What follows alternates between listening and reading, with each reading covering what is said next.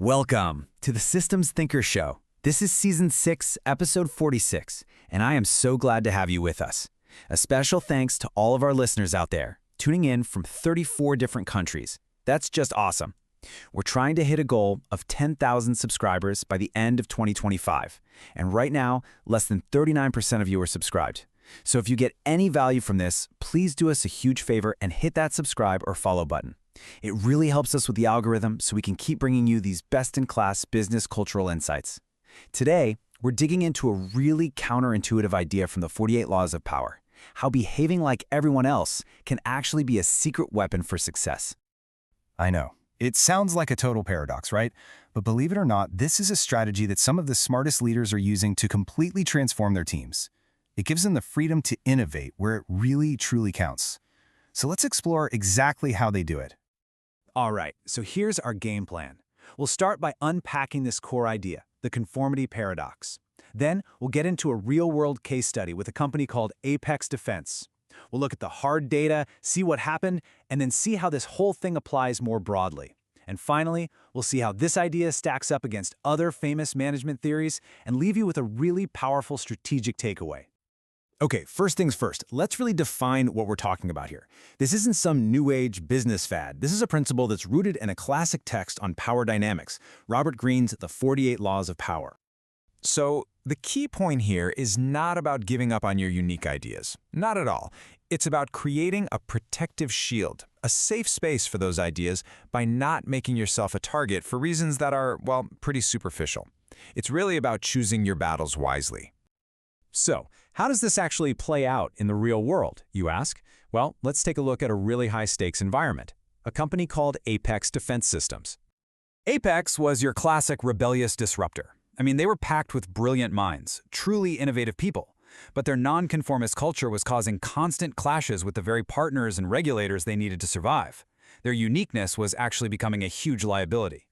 This quote became their new North Star. The leadership team rolled out Law 38 as a cultural solution. The goal was to balance their wild, internal creativity with the professional, compliant face they absolutely had to show to the outside world. And this reframe was the absolute key to getting everyone on board. They didn't pitch it as giving up or selling out. No way. They pitched it as a power move.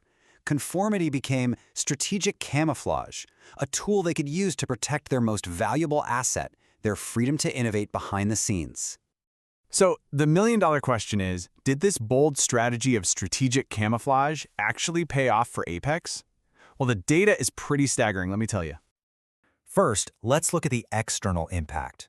Within just 6 months of putting this new culture in place, their compliance audit findings plummeted by a massive 30%.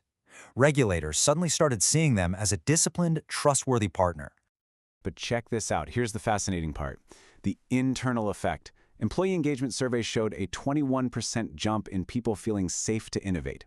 Think about that. By aligning externally, they created psychological safety internally, and that allowed their best ideas to flourish without fear. And, of course, the bottom line.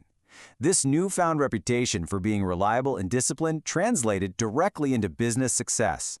They secured over $250 million in new contracts, all built on a foundation of trust that they had strategically built. But this isn't just a one-off success story from the defense world.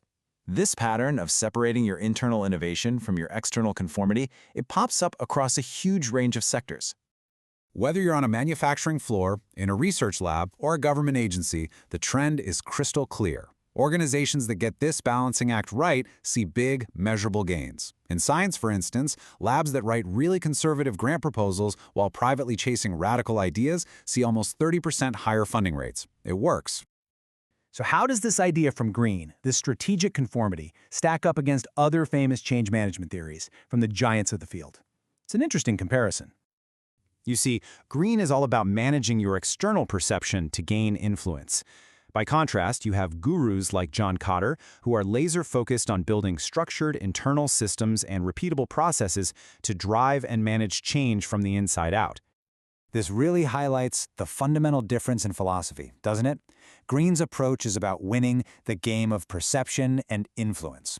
The gurus, on the other hand, are all about building a sustainable internal infrastructure. One is about optics, The other is about operations. And both have risks, right? Greens can feel inauthentic, while rigid systems can sometimes stifle that spark of creativity. So after all of that, what's the big takeaway for you and your team? Let's boil it all down to the essentials. The most effective cultures don't pick one or the other. They actually combine the best of both worlds. They use green savvy for managing external optics, let's call it symbolic conformity, while building on the guru's wisdom for creating sustainable internal systems, or procedural conformity. The goal is this powerful synthesis, hidden strength, and visible discipline.